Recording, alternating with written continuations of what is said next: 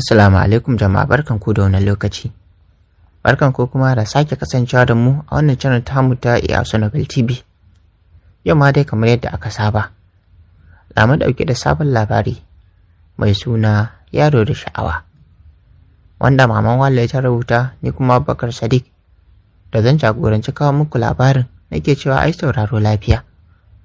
Bismillahirrahmanirrahim. Da sunan Allah mai rahma mai jin ƙai. Yaro da Sha'awa, kashi na 1. Ranta a jakule yake, Tunje da Umman ta faɗa mata Abulkairi yana hanyar tasowa daga ƙasar Ghana, sakamakon zai zo hutun ƙarshen shekara. Wani bakin ciki ne ya rufe ta, domin tana cikin zaman lafiyarta, yana dawowa za ta shiga damuwa kenan, domin duk samaranta sai ya tabbatar da ya kore su. Haka wancan karin ya mata, lokacin da ya dawo duk sai da ya tabbatar ya kori samaranta tas. Ta rasa me yake nufi da ita, ta rasa mai ta tsarewa yaro ƙarami da ya saka ta a gaba. Ga wani iskanci da ya tsirar mata shi ne yadda yake wasu abubuwa a gabanta, kamar wanda yake a gaban budurarsa. Duk wannan tunanin ta yi shi ne a lokacin da suka ƙaraso unguwarsu, sakamakon tana cikin keke napep, kasancewar ta dawo daga wajen aikinta. Suna isa a ƙofar gidansu, ta yanko shi zaune a saman motar abokin shi, wanda suke rashin kunyarsa a tare. Dakatar da mai napep ɗin ta yi, da wuri tana mai zaro kuɗi don ta bashi. Daidai rashin canji shi ne ya kwafsa mata. Daga can abokin nashi ya taɓa shi na faɗin, kai Abulkairi, ga shuga momi ɗinka can fa ta dawo. Allah daga ciki Amir, tana ina? Ga ta can a kofar gidansu suna neman canji. Amir ɗin ya magana na mapointin ɗin keke napep da ta fito daga cikin shi. Sauka daga cikin mota yana tafiya a hankali, kana ganin shi ka ga jikakken yaro, ɗan kimanin shekaru 24 da haihuwa, yaro ɗan gata a wajen iyayensa, waɗanda suke alfahari da shi sakamakon ilimin addini da na boko da yake da shi. Cikin takon kasaita da isa ya je wajensu, yana mai faɗin, Assalamu alaikum. Mai keke napep ɗin ne ya amsa mishi da wa alaikum salam. Malam je kada kuɗin zan biya ta. Cike da mamaki mai keke napep ɗin ya kalle ta. Hajiya kina jin yayanki ya ce na tafi da kuɗin wai zai baki. Raya mata karɓa ta kalle mai napep ɗin tana mai faɗin, ai ba shi ya baka ba, don haka malam ka fito ka bani canji na. Wani murmushi Abulkairi yayi, domin dama ya faɗa haka ne don kawai sole ta, kuma gashi yayi nasara. 1000 ya zaro daga cikin aljihun shi ya miƙa wa mai napep ɗin na faɗin, Allah ba ta nata, gashi nan Allah ya bada sa'a. Bakin ciki ne ya hana ta karɓar kuɗin da mai napep ɗin ke bata, sai shi ya karɓa kuɗin. Mai napep ɗin ya ja bayan ya yi mishi godiya. A zaure na biyu ya sha gabanta don san bata tsaya karɓar kuɗin ba. Duk da baki na faɗin, wai menene ne haka da kika tsane ni irin haka? Yau ɗin nan fa na dawo, kamata a ce kin manta duk abubuwan da suka faru. Bai kamata ki dinga riƙe abu a zuciyarki ba, domin riƙe abu a zuciya yana sa mutum saurin tsufa. Wani kallon ba za ta yi mishi, a madadin ya ji haushi, sai kawai ya limshe idanun shi masu ɗan karen kyawu da girma. Yana zokar wata iska a cikin bakin shi, sannan ya hau tsotson labban shi. Tana ganin haka ta girgiza kai, ba na hanya ni na wuce ko kuma na falla mamari. Matsayi yana mai kallon ta tun daga sama har ƙasa.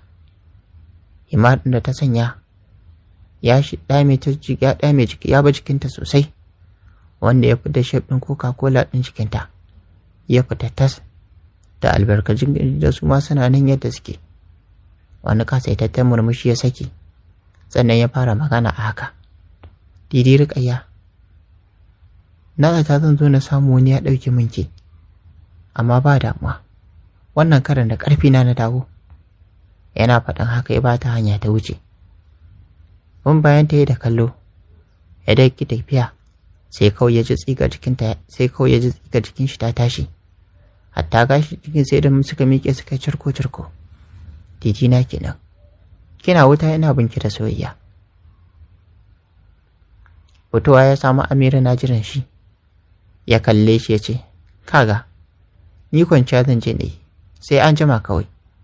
Ba damuwa angon tsohuwa. Amir ɗin ya faɗa yana mai ƙirƙira da dariya. Shi ma murmushin yayi, kowa ya kama gaban shi. Rukayya kam tana shiga. Matan gidan ta samu a tsakar gida. Nan suka kawo jefa mata habaici. Inna Kulu ce ta fara, yayin da sauran suka amsa mata. Hatta yaran sai faman ƙirƙira mata dariya suke. Ita dai ko daga ido ta kalle su bata yi ba. Ta nufi ƙofar su. Tana zuwa ta tura ta shiga, ta samu innata tana soya masar shinkafa. Inna sanda aiki. Murmushi innar ta yi, tana mai faɗin, uwata, aiki ya kamata a tambaya aikin naku. Dariya ta yi, domin kullum haka suke ita da innar tasu. Aiki sai godiya inna. Alhamdulillah, masha Allah, je kike huta, na san kin ɗebo rana. Sai ka ce ba damuna ake ba, kalle yadda rana ta buɗe sosai. A cewar inna, yawa inna, wanka ma zan yi yanzu nan. Daga waje, Inna Kulu ta fara magana tana faɗin, ai dole yarinya ta riƙa neman abokan hutawa.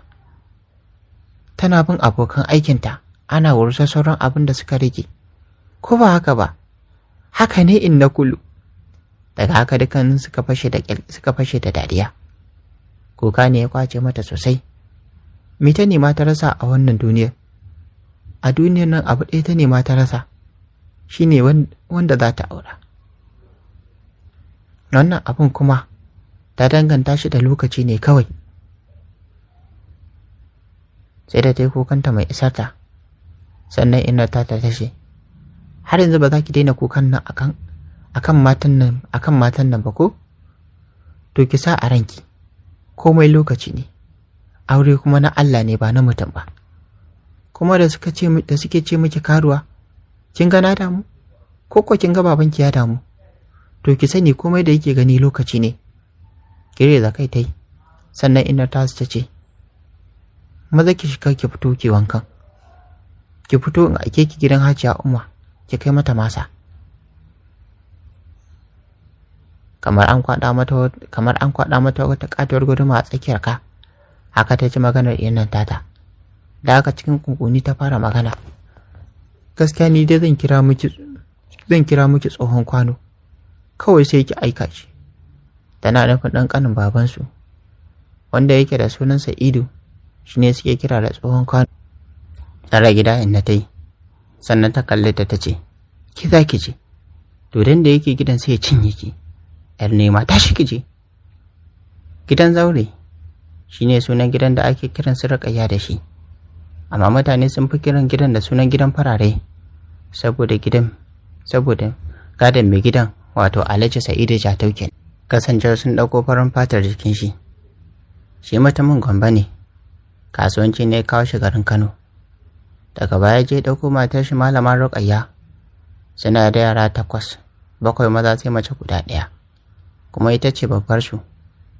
Sai na biyu tagwaye ne, ɗayan ya koma sai Al-Hussein Al-Hassan, yana aikin gwamnati a ma'aikatar ilimi.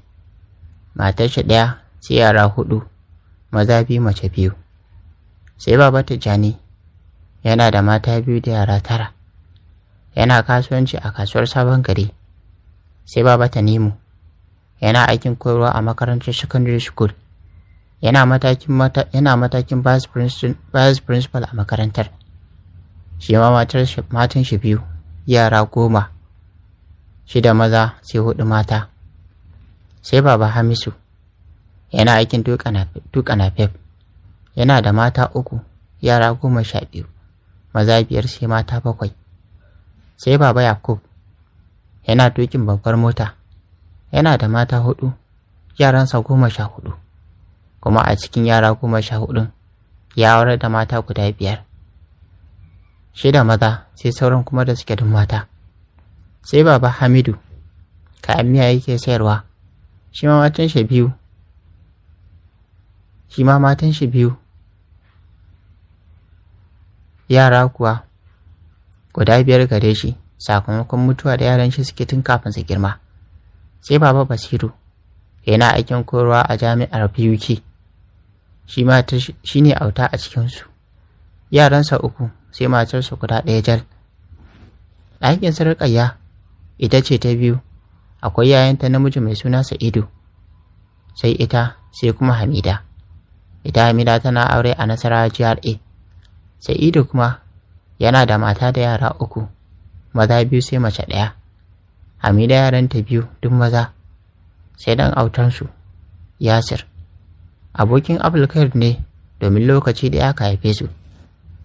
Rukayya a Kano ta primary school ɗinta, sai kuma secondary ta a Azare, saboda can ne garin innarsu. Daga bisani baba ya neman mata admission a university ta BUK.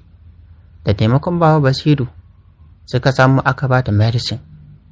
Amma Rukayya babbar ta ce ba za ta yi ba, ita mass communication za ta yi. Nan fa suka kyale ta suka bata ta yi abin da ran take so. Aiko sai da ta shekara 5 sannan ta kammala karatun nata. Ta da cewa ta kammala amma babu mijin aure. Sai dai kuma Rukayya tana aiki a gidan Radio Freedom a sashen labarai da al'amuran yau da kullum. A yanda aka da sa'annin Rukayya da suke gidan da sun yi aure, har waɗanda mata girma, domin duk shekara ana aurar da yara maza da mata a gidan. Na haka gidan auren haɗi ake yi. Suna nan tare da sakuransu, amma yayin su Rukayya baya cikin gidan, yana can jan bulorin a can mahaifinsu ya yana mishi gida, yana can shi da Yasir. Abulkairi asalin sunan shi Yahaya ne, ɗa a wajen attajiri Alhaji Tahir Adam, babban ɗan kasuwa ne wanda yake shigo da motoci. Yaransa 3, akwai yayan Abulkairi mai suna Adam, shi sojan ruwa ne, sai Hafiza, ita ma sa'ar Hamida ce, sai Abulkairi. Dukkanin sun zama karatun addini da kuma na zamani, haka yasa ake alfahari da su.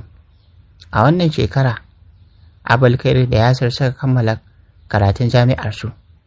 Tun Abulkairi na da shekara 2 a jami'a, ya fada tarkon son abokiyarsa, uwar ɗakinsa kuma didinsa, domin shi da kanshi ya sa mata didi, kasancewar ita ta raine shi tun kafin ya yi wayo.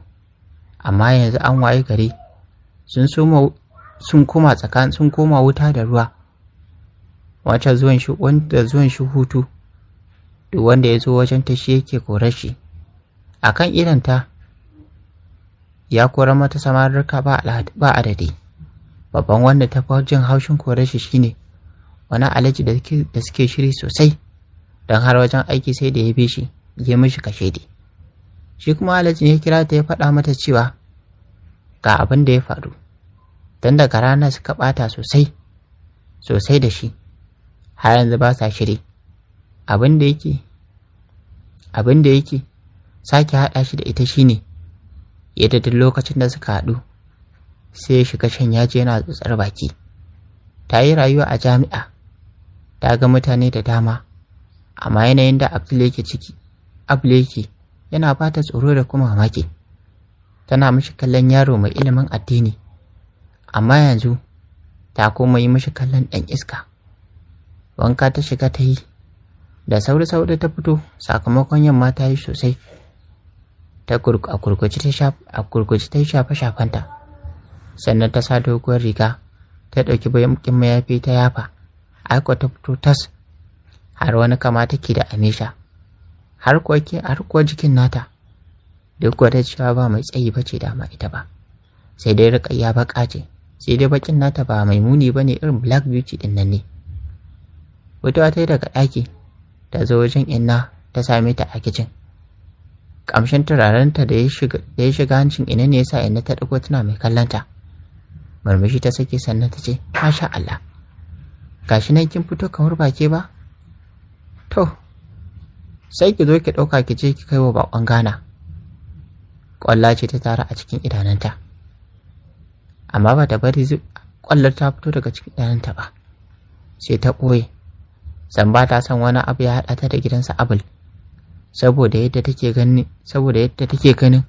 take mishi kallo yanzu ɗan iska. Haka ta ɗauka ta tafi. Daga gidansu zuwa gidansa Abul ɗin ba wata tafiya ba ce mai nisa. A nan ta samu 'yan gidansu suna ta aikinsu wato gulma da habaice banza ta yi da su don abin da ke damunta ya fi ƙarfin surutunsu. Tafiya take amma ilahirin cikin rawa yake, ba da gangan Rukayya take wannan abin ba, haka illahi ya yi ta. Wadda ta ƙarasa bakin ƙofar gidan, naukin tai kafin daga bisani mai gadi ya zo ya buɗe mata ƙofar. Ganin ita ce ya sa shi washe baki na faɗin, a'a malama Rukayya ke ce haka? Gaskiya kin yi kyau fa. Sai ka ce daga Turai? Wani banzan kallo ta mishi, domin shi ɗin ma fa mutum bane mai kamun kai, shi yasa samsam ba ta kula shi. Ta yi tsaye cikin gidan ta wuce, shi kuma yau bayanta da kallo, yana mai lasan labansa. A ransa yana ayyana yadda kyandirin ta yake, domin ko shi aka ce an bashi ita, to ba ƙarya mutum zai huta sosai. Marɗa hannun ƙofar ta yi, sannan ta shiga falon bakin ta ɗauke da sallama. Yana kwance akan doguwar kujera da ta ƙawata falon, ga wata cinematic TV da take faman aiki. Dan da ta shigo ya ji gaba ɗaya wata kasala ta rufe shi, wanda dole ta sa ya limshe fararen idanun shi, kafin da Ifsani ya amsa mata da wa alaikum salam. Tashi ya zauna yana mai kallon ta ƙyar tun daga ƙasa har sama. Ita kam tun da ta yi mishi kallo ɗaya bata sake kallon shi ba, sosai dai ta wani haɗa rai. Sanin halinta ne ya sa ya tsare gida. Dole ya kakalo abin da zai sa ta yin magana. Jan yaji ya fara, can ƙasan makoshi ce didi, kuma yake nema ko? Tana ɗakinta. Wata uwar harara ta watsa mishi. Shi kam gintsa da ta ƙoƙarin fitowa daga bakin shi ya zo gabanta, ya sakar mata murmushi, yana jin daɗin yadda didin ke ɓata fuska. Gwara mata ido ya sosai, a hasalaci ce, me haka? Ba fa na son rashin kunya irin ta ku ta yara, sai iskanci fal a cikinku. Tun baka tafasa ba gashi nan kana shirin ƙonewa. Ta jawon dogon tsaki. Ranshi ya ɓaci sosai. Ba zagin shi da ta bane ya bashi haushi, a kiran shi da suna yaro da ta yi shi ne ya mugun ɓata mishi rai. Na haka ya buɗe baki ya ce da ita, didi kin manta yaro ma namiji ne, kuma wallahi abin da yaro zai yi ko ɗan shekara 40 ba zai iya yi ba. Kuma ki ci gaba da ce man yaro, wallahi da kafar ki zaki gudu. Da kai na bar sake kula ki. Farin ciki ne ya rufe ta, har umma ta fito ta gaida ta, sannan ta bata aikin da inar za ta taimata, ta yi sallama ta bar gidan. Shi kam sai faman leƙe ta windo yake, har ta bar ilahirin gidan. Hankalinta ya kwanta sosai, don a tunaninta ta rabu da ƙyaɗe. Daga wajen aikinta sai gida, sai kuma islamiyya da take zuwa ita da ina. Kusan sati 3 kenan da dawowar Abul, amma ya ƙi shigowa gidan, saboda abin da didin ta yi masa. Yau da daddare ya yi niyyar shiga gidan, na haka ana idar da sallar isha'i, bayan ya yi addu'o'i, ya yi nafila, ya dawo gida ya shirya cikin ƙananan kaya ya shiga gidan. Sai dai tun kafin ya kai ƙofar zauren farko ya ji ƙamshin turarenta, da haka idanun shi ya shiga fatsawa. Can ya hango ta cikin wata mota tana jingine, idan haka ya kwafa, yana mai faɗin, don Allah dube shi da wani rushishin ciki kamar tukunyar giya. Ƙarshe ba sa shiga cikin gidan yayi, saboda yadda ran shi ya ɓaci. A masifance shi kaɗai sai fama masifa yake. Kasa haƙuri yayi, da haka ya nufi inda didin take. Yana zuwa ya mun sallama su dukansu suka ɗago suna mai kallon shi. Kallon alajin yana faɗin, babana baka san kana nema kan nema bane ko? A har an karɓi sadakinta. Wallahi da gaske, kuma yana nema.